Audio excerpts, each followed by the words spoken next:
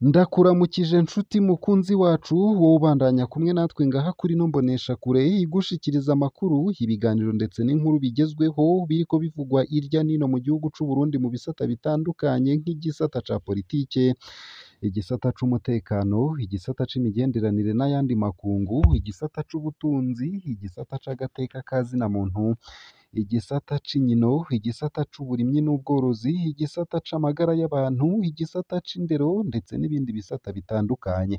Ndakwipfurije kubandanya uraruranirwa ndetse no kubandanya uragira ibihe vyiza.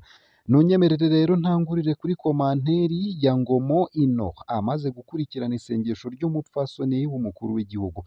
Nk'uko twabibashikirije ejo haheze, twabashikirije ko umupfasoni w'umukuru w'igihugu yasenze isengesho ariko ariyamiriza abayuda ndetse n'aba Tobiya mu gihugu c'u Burundi. Iyo komanteri ikaba igira iti: impanuro ya gusa kuri nyakubahwa Boss Lady, nka mawe no gusaba kwitandukanya cane n'ivya politike mukegera kure cane ivyo kuko aho muri hari abandi bakenyezi kubo nibuka bahoze ari abakenyezi b'abakuru b'igihugu, benshi wasanga tutazi n'amazina yabo, rero turagukunda cane, va inyuma y'ivyo wirerere abana n'abuzukuru kuko Yuda n'ishirwa rimenetse, uburorero bwinshi bubi murabufise, ehe nk'iyo Mukabunyoni aba yarivanze cane mu vy'umugabo, ubu nawe aba yaragiye guheraheza amashure nk'umugabo, ariko ubu aridegembya akina misiyo y'ingene agaterefone koshikira umucance wiwe kugira baze barayaga. None ga mawe niyo sokuru vyomugora ninde azomushira agaterefone ko mbona buca bugacana ayandi? Nibaza ko ntabahangaye. Iyo komanteri yarakunzwe cane kandi ni na nziza cane gose, yakunzwe n'abantu benshi.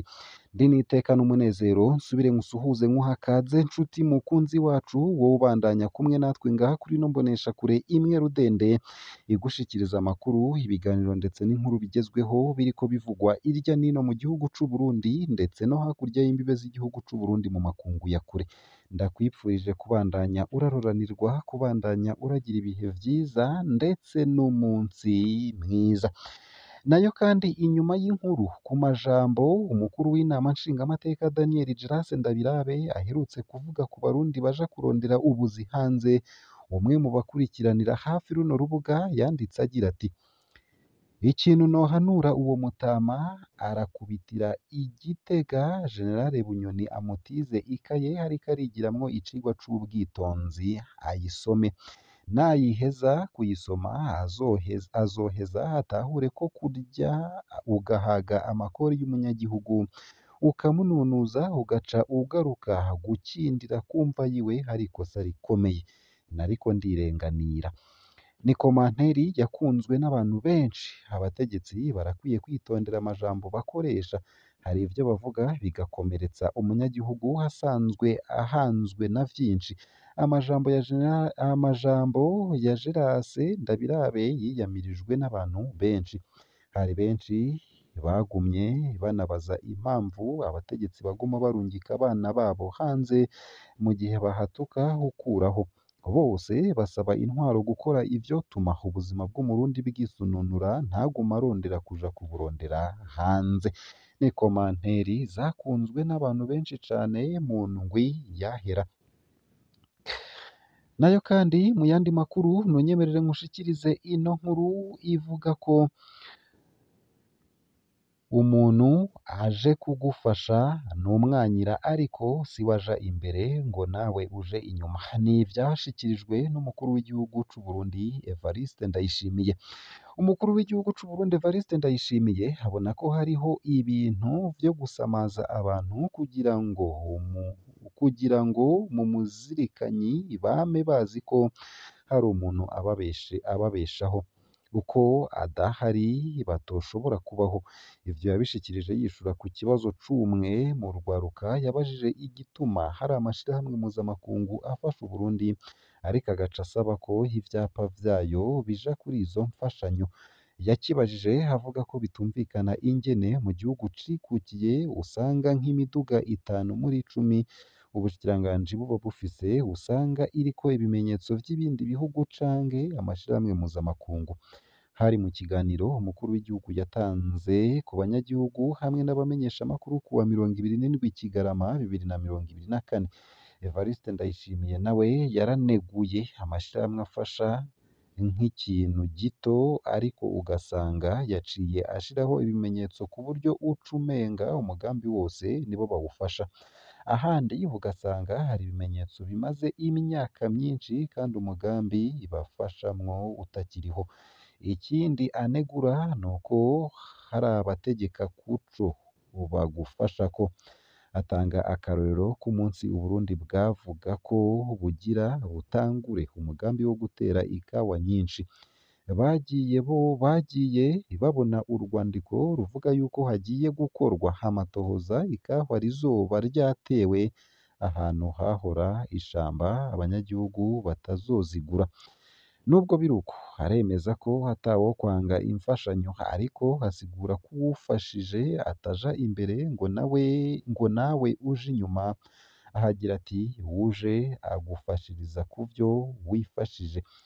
Umushikiranganji w'imigenderanire y'u Burundi n'ayandi makungu Albert Shingiro yishura ikibazo abatanga imfashanyo gukurikirana abarundi ariko bagashima ko ari bo babakurikira. Yarahumurije ko badashobora kwemera ko mu bisata vy'ubwigenge binjirayo ngo nuko bafashije. Akaba agira ati mu bisata vy'ubwigenge ni uguhana kandi nta muntu ashobora kugufasha atabona ko hari ico azokura iwawe. Nayo ku bijanye no gushira izina canke ibimenyetso ku mfashanyo yasiguye ko ari ibintu basaba bariko baragiraniranira amasezerano kugira ngo biboneke ko hari ico bakoze. Avuga ko hari n'abasaba imboneshakure y'igihugu canke umushikiranganji baboneka mu mwanya wo kuyishikiriza. Akaba agira ati narigeze kuvugana nabo dukorana ku rwego nshingwabikorwa rwa leta yuko imfashanyo iri munsi y'umuriyoni ata mushikiranganji yoja gutora bene iyo mfashanyo. Albert Shingiro agahamagarira abarundi kudahanga amaso imfashanyo bakore kugira baje barafashanya n'ibindi bihugu nk'uko biri mu ntumbero y'imbonakazoza y'igihugu cifashe mu mwaka w'ibihumbi 2040 ndetse n'igihugu giteye imbere mu mwaka w'ibihumbi 2060. Akemeza ko mu mwaka w'ibihumbi 2060 Uburundi buzoba bufasha ibindi bihugu. Nayo mu yandi makuru kandi nunyemerere nkushikirize ino nkuru ivuga ko bibabaje kubona ibirwanisho vyaguzwe kugira bikingire abanyagihugu ngo ari vyo bigaruka guhungabanya agateka kabo. Inyuma yaho hari intwazangabo yo mw'ishure rya gisirikare ISCAM izwi ku izina rya Nshimirimana Audace yishakiye kugandagura umupfasoni Kasibira Mariyamu imuziza iparaseri iri mu Muramvya ikarasa n'amasasu 4 ndetse yitwaje n'ibirwanisho bicira umuriro. Uwurongoye ishirahamwe mu vyo riharanira harimwo agateka ka muntu Vianney Ndayisaba avuga ko bibabaje kubona ibirwanisho vyaguzwe n'abanyagihugu ngo bibakingire hari vyo bigaruka guhungabanya agateka kabo. Hari kuwa 30 uku kwezi hariya mu Muramvya aho iyo ntwazangabo mu gisirikare yashika ku mutumba wa Muramvya agacimbiri Businde muri zone Maramvya yitwaje ibirwanisho bigizwe n'inkoho yo mu bwoko bwa AK47 n'ibikono vy'amasasu bitatu ibisasu ntezwantoke bitatu nk'uko amakuru ava mu gipolisi camuhagaritse abivuga. Muri Arucoto bakibaza nimba igisirikare gisigaye kirwana n'abanyagihugu gikoresheje ibirwanisho vy'igihugu. Umusirikare wo hejuru azi neza yuko mu Burundi hari ubutungane kandi ivy'amaparasera ari sivile ariko agakoresha igikenye mu kwihagira amatongo y'abanyagihugu ngo ni ingendo mbi ikwiye guhagarara. Bongera ko kuri majoro ngo bidasiguritse ngo bongera ko uri majoro ngo bidasigura ko ari kunyaga abantu ukoresheje ibirwanisho ahubwo witura ubutungane bukagutunganiriza nk'uko uyu muhuzabikorwa muri Arucoto abivuga ngo iri tongo uyu Nshimirimana yashaka kuryiha Mariyamu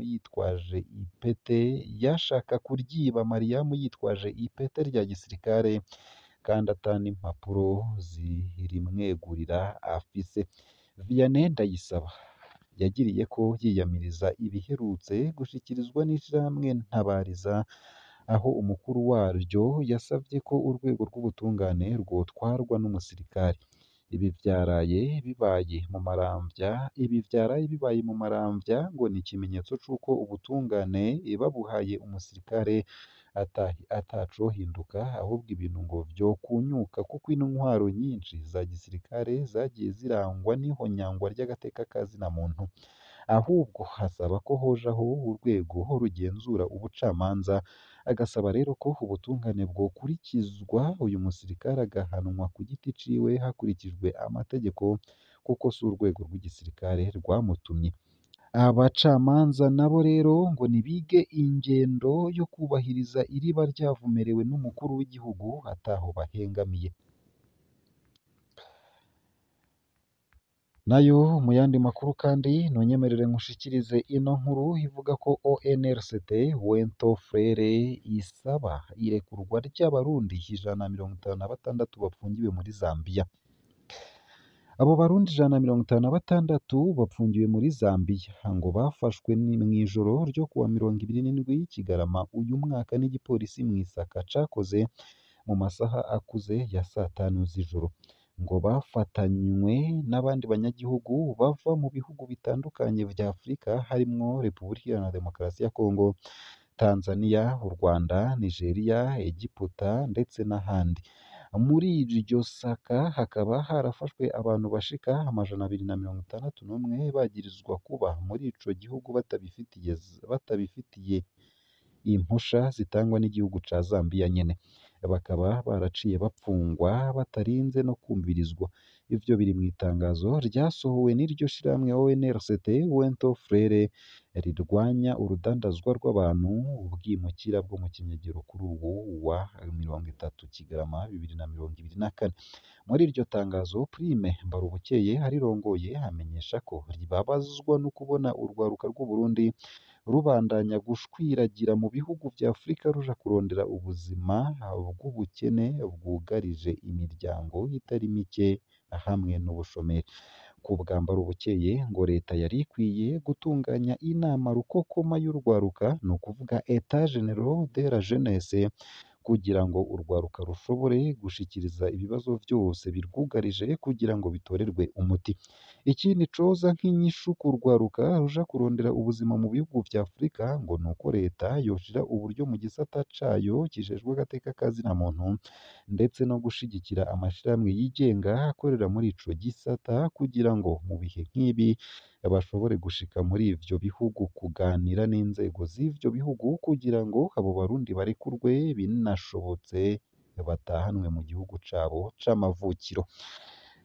Ngaha akaba ariho nsoreje ano makuru nari naguteguriye ariko avugwa irya nino mu gihugu c'u Burundi ndetse no hakurya y'imbibe z'igihugu c'u Burundi mu makungu ya kure. Ico utegerezwa ni ukubandanya kumwe natwe, ni ugufyonda sabone canke subscribe, nawe utarafyondako hama ukabandanya ushikirwa n'amakuru, ibiganiro ndetse n'inkuru tubandanya gushikiriza bivugwa irya nino mu gihugu c'u Burundi ndetse no hakurya y'imbibe z'igihugu c'u Burundi mu makungu ya kure. Ndakwipfurije kubandanya uraruranirwa, kubandanya uragira ibihe vyiza ndetse n'umunsi mwiza.